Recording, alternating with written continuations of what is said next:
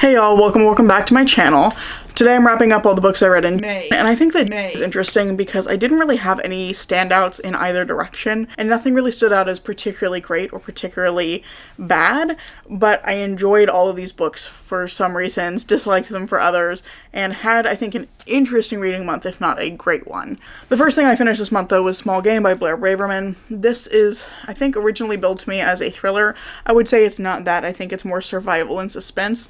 This is following a woman who's kind of bored with her life. She wants a new direction and kind of wants to walk away from everything, and she gets this opportunity to go on this survival TV show. She's a survival teacher, and she gets this opportunity to go on the show where she survives for 6 weeks in the wilderness. She'll get it's like $10,000 or something, and she's planning to use that money to basically make a new start for herself.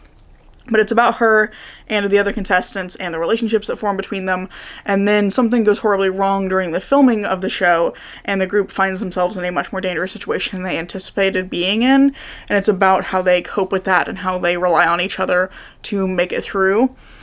Is very much a book about human connection, and I think for that reason, some parts of this didn't totally land for me because a few of the characters are underdeveloped in the first part of the book, and so when we get to the important parts about them in the later parts of the book, in the latter half of the book, they felt a little bit underdeveloped, and those pieces just didn't quite hit as hard as I felt like they were supposed to.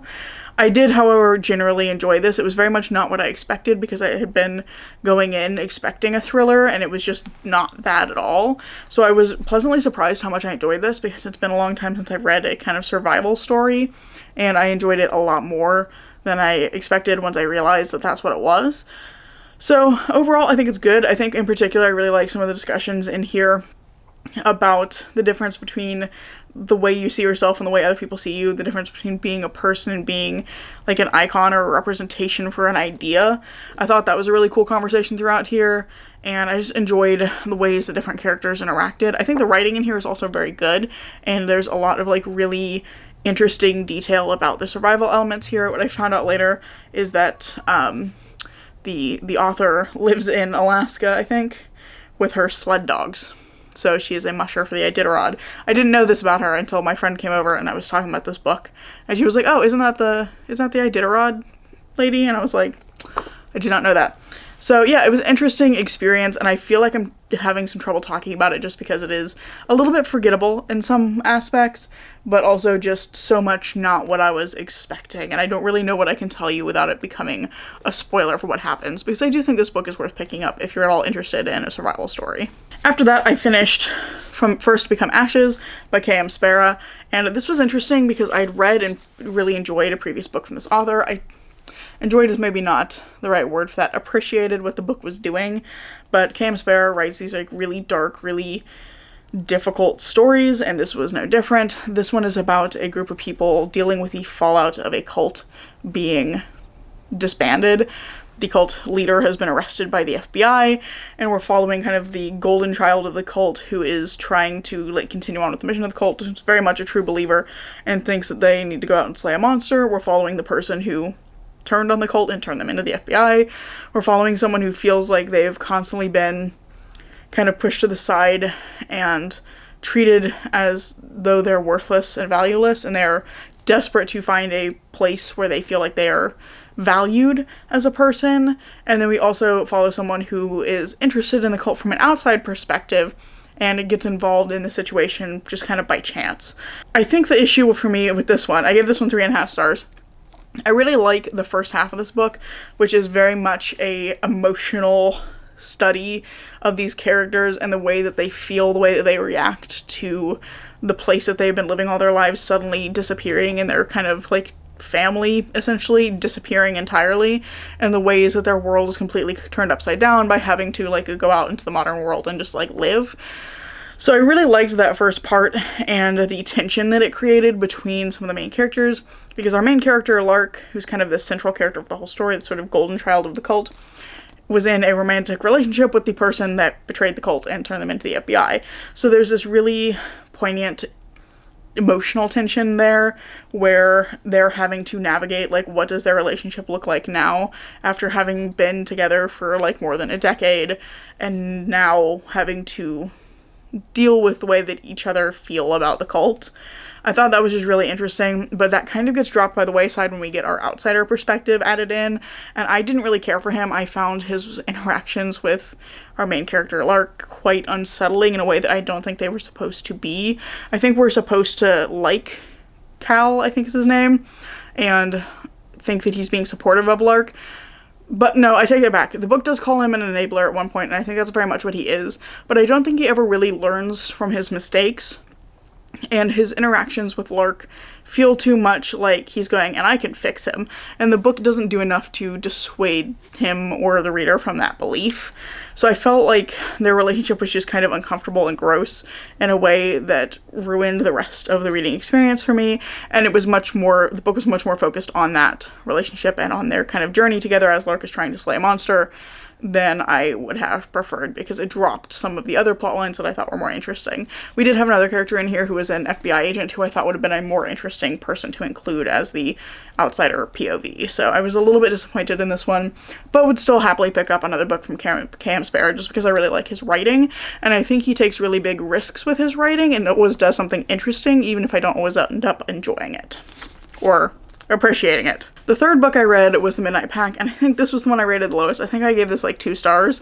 Maybe it was 2.5, and now I can tell you I'm forgetting a lot of what happened in this story because I don't think it was super memorable. And this one was the biggest disappointment for me this month because I started off really feeling hopeful about this. I'd picked it up because I originally saw a description of it that sounded right up my alley. It's like a urban fantasy murder mystery with a amateur detective and a like paranormal element. I was like, this is so much my jam.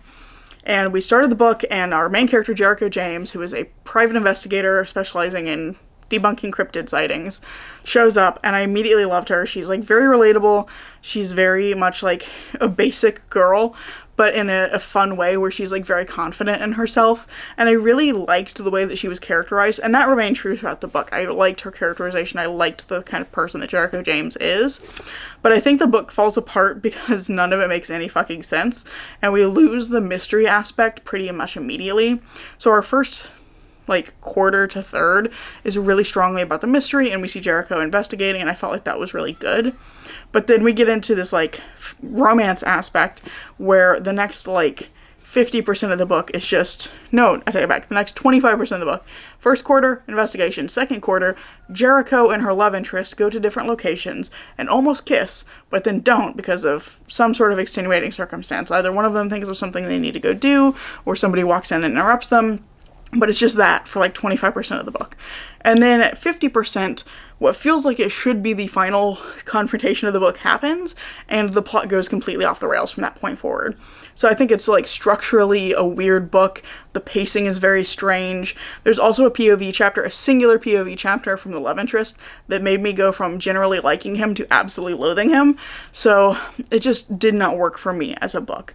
I ended up giving it 2 stars primarily for Jericho. I thought she was a really fun character, and it looks like the love interest isn't necessarily going to be in all of the future books, or at least not as like the kind of sidekick character he is during this one. So I am interested in picking up a future installment in the series just to see where Jericho kind of ends up and see if the like structure and pacing improve in future installments. But this one was, I think, my biggest disappointment just because it was one that I was really excited for and thought was going to be like exactly my kind of book. So it was a bummer, but I'm glad that I got a chance to read it. The final book I have to talk about, I didn't actually finish in May, but I finished it pretty darn close, and I read most of it in vlogs in May, so I'm gonna count it, at least for the purposes of this wrap-up.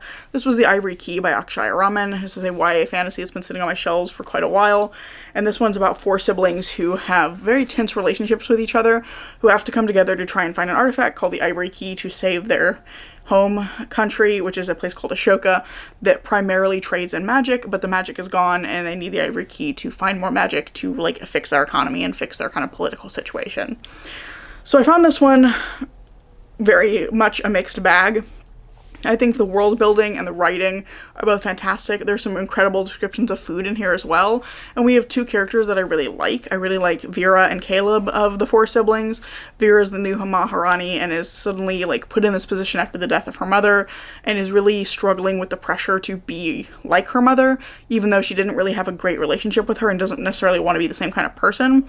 And then we have Caleb, who is arrested for murder, well before the end, get my words together, well before the beginning of the book is what I'm trying to say. He's been arrested for murder, he's imprisoned, and so he is put in this like kind of separated place from the rest of his family, and he also is half Ashokan, half Lyrian, so he has this sort of cultural background tension going on for his character, where like he was Ashokan enough until it became convenient to scapegoat him as a Lyrian, is sort of his background.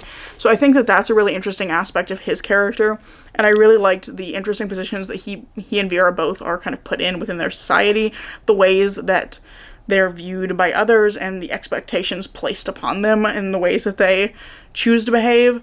I just really enjoyed that. I thought they both had really interesting tensions going on, and just played very interesting roles.